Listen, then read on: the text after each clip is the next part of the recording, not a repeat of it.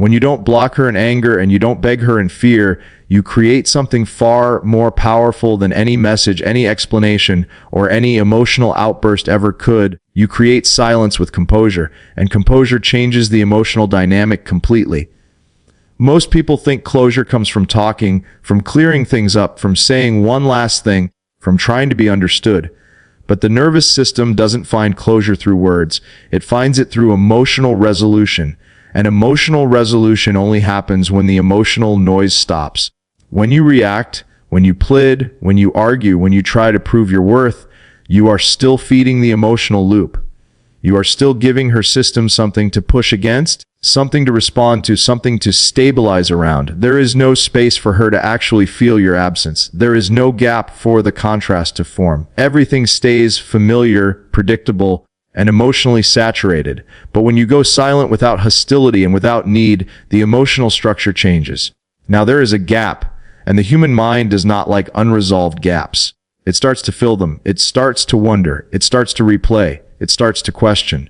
Not because you are trying to manipulate, but because silence removes stimulation and forces reflection. Your absence becomes a presence.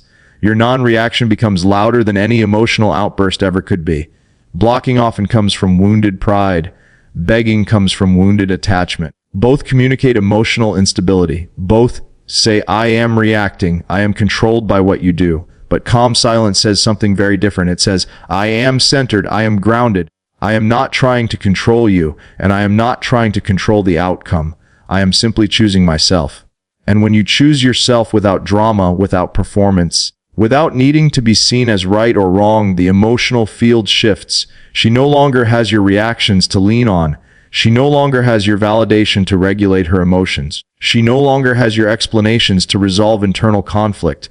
And that is when curiosity replaces certainty. Instead of feeling finished, she feels unsettled. Not in a chaotic way, but in a reflective way. The mind starts to revisit moments. The nervous system starts to remember how it felt when you were present. The emotional contrast between with you and without you becomes clearer. And clarity only comes when there is space. Silence also removes the ego battle. There is no winner. There is no loser. There is no last word. There is just stillness. And stillness forces the mind to sit with what is real instead of what is being argued. It allows feelings to surface that were previously suppressed by distraction, pride, or emotional noise. This is why not blocking and not begging is so powerful. You are not closing the door in rage, and you are not holding it open in desperation. You are simply stepping back, and stepping back creates emotional perspective. It allows time to do what words cannot. It allows memory to gain weight. It allows contrast to become visible. It allows the nervous system to actually register the loss instead of being constantly stimulated by interaction. Your silence is not empty. It is full of self-respect. It communicates that you are not trying to force connection, and you are not trying to erase it either. You are allowing reality to be felt. And when reality is felt without interference, emotions reorganize naturally. This is when curiosity grows. This is when reflection deepens. This is when the mind starts asking questions instead of making statements. Not because you demanded attention, but because you removed emotional noise. And in that quiet, something shifts. Because silence with strength is not absence, it is impact. When you choose not to block her in anger and not to beg her in fear, you are demonstrating something far more attractive and powerful than words: emotional control. Emotional control is the ability to remain centered when emotions are high, to stay grounded when uncertainty is present, and to hold your frame when the urge to react is strongest. Most people collapse in these moments. They either lash out to protect their ego or plead to soothe their anxiety. Both reactions come from the same place: loss of inner stability. Blocking is often a way to escape discomfort. Begging is often a way to avoid abandonment. But neither of them comes from strength. They come from emotional dependence. When you stay calm, when you don't try to punish, and you don't try to persuade, you show that your emotional state is not controlled by someone else's actions. And that alone changes how you are perceived. A grounded man does not need to prove his worth in a moment of emotional chaos. He does not need to demand reassurance. He does not need to create drama to feel seen. He allows emotions to pass without letting them dictate his behavior. This communicates self-respect at a deep level.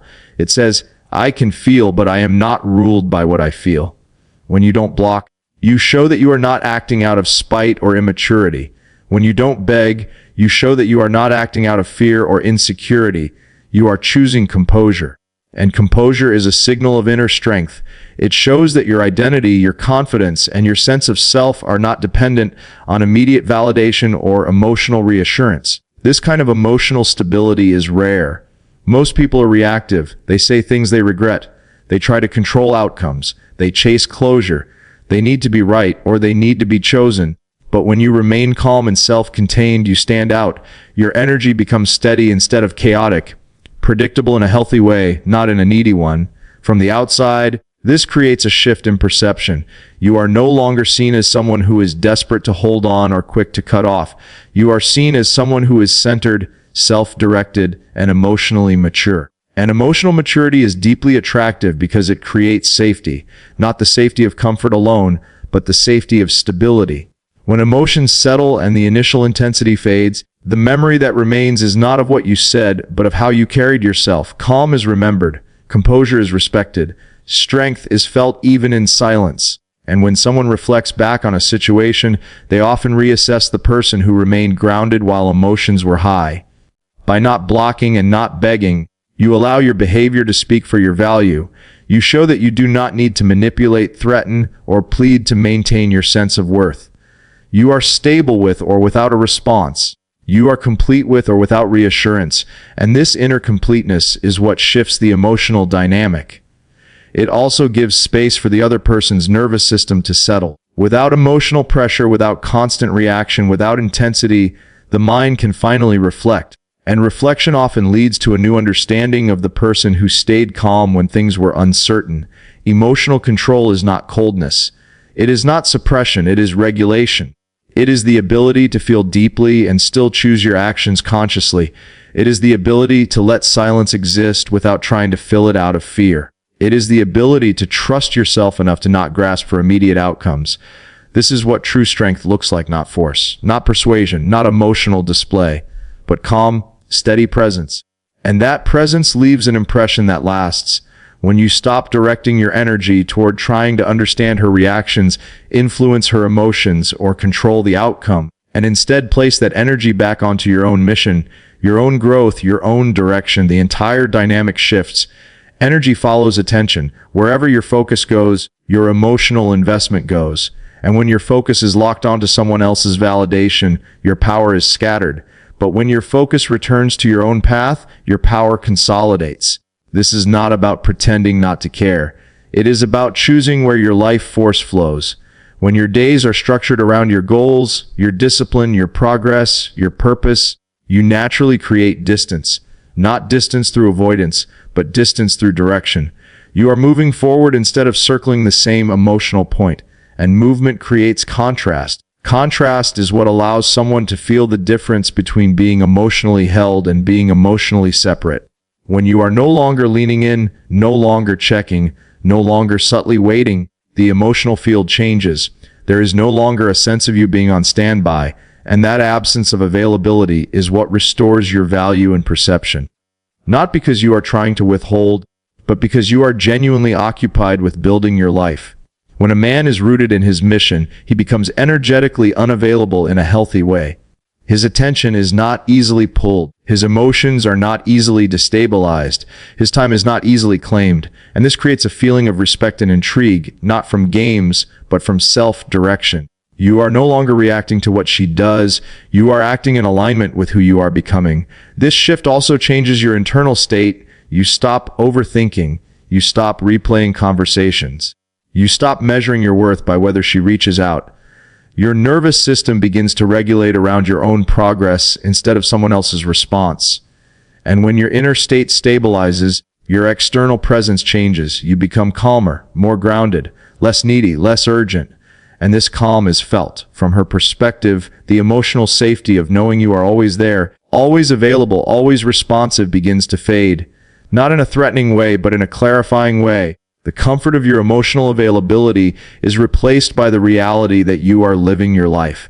And that reality forces reflection, because what was once taken for granted is no longer accessible. Your mission becomes your anchor. It gives you structure. It gives you identity. It gives you direction that does not depend on her decision. And when your life has direction, your presence carries weight. You are no longer seeking to be chosen. You are choosing where your energy goes.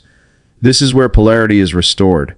When one person is fully self-directed, space is created. And in that space, curiosity and respect can arise, not because you are trying to provoke them, but because you are no longer emotionally merged. You are standing in your own center. This also removes pressure from the situation. There is no forcing, no pushing, no convincing, just movement forward. And movement forward communicates confidence more loudly than any words ever could. It shows that you trust yourself, that you believe in your path, that your life is not paused waiting for a response. When someone senses that you are no longer emotionally dependent on the outcome, the dynamic changes. You are no longer seen as someone seeking approval, but as someone living in alignment. And alignment is magnetic, not because it tries to be, but because it is. By focusing on your mission instead of her validation, you return to your own center. You stop leaking energy into uncertainty. You stop chasing emotional reassurance. You build something real in your life, and in doing so, you naturally become someone whose absence is felt and whose presence is respected. And that is when everything begins to shift. When you stop trying to fix the situation, explain yourself, or force clarity through conversation, you create something far more powerful than words: emotional space. Silence, when it is not used as punishment, but as presence in your own life, becomes a mirror. It allows the other person to finally sit with their own feelings without your energy constantly buffering them. So often, the impulse is to reach out, to clarify, to reassure, to remind her of what you meant, what you offered, what you felt. But every time you do that, you relieve her of the emotional work. You make it easy for her to stay comfortable, to stay undecided, to stay in the in-between. Your voice becomes a cushion that softens the weight of your absence. And as long as that cushion exists, there is no reason for the heart to truly notice what is missing. When you step back, not in bitterness, not in anger, but in grounded self-respect, the emotional environment changes. There is no longer constant stimulation, no more familiar rhythm of your attention, no more predictable reassurance. The nervous system, which had become accustomed to your presence, now has to recalibrate. And in that recalibration, awareness begins. Absence creates contrast. Contrast creates perception, and perception leads to realization. It is only when something is no longer easily accessible that the mind and heart begin to measure its true value. Not in theory, but in feeling. The small details, the tone of your voice, the way you listened, the way you were steady, the way you provided emotional grounding, all of it starts to surface when it is no longer there. This is not about making her suffer. It is about allowing reality to speak. Reality speaks through silence more honestly than through explanation. When you are constantly available, your presence blends into the background of her emotional life. When you are no longer there, your presence becomes a reference point, and the mind naturally compares what is with what was. Space also allows her to process without influence. Your words, your logic, your emotions no longer shape the narrative. She has to sit with her own experience, and in that space, unresolved feelings rise. Questions appear, memories surface. The emotional bond, which may have been numbed by familiarity or routine, begins to reawaken through absence. At the same time, this space is not passive on your end. You are not waiting. You are not hoping. You are living. You are grounding yourself back into your own rhythm, your own goals, your own emotional stability. And that stability becomes the energetic backdrop against which everything else is felt. When you are no longer trying to be understood, you become more clearly seen. When you are no longer trying to be chosen, you become more clearly valued. Because choice only becomes meaningful when it is not pressured. Space removes pressure. And without pressure, true desire has room to reveal itself. Silence also communicates strength. Not the strength of coldness, but the strength of self-containment. It shows that your emotional state is not dependent on constant reassurance, that you can stand in uncertainty without collapsing into need, and this self-containment is deeply felt even without words. In this space, she may begin to feel the emotional echo of your absence, not in a dramatic way, but in subtle moments: a song, a memory, a quiet evening, a comparison between how she feels now and how she felt when you were present. And that contrast carries information the heart cannot ignore. You are not creating distance to manipulate. You are allowing distance to reveal truth. You are allowing the emotional system to experience the full weight of what was shared and what is now missing. And in that experience, clarity often arises. By stepping back with calm and dignity, you give both yourself and her the space needed for real awareness to form. And that awareness is what opens the door for genuine movement, whatever direction it ultimately takes. At a deeper level, what truly shifts the dynamic is when your focus turns completely inward, not as an escape, but as a return to your own center. When you stop orienting your emotional world around what she is thinking, feeling, or deciding, you begin to radiate a different kind of energy. It is no longer reactive. It is no longer seeking validation. It is grounded, self-directed, and whole, and that shift is felt even from a distance.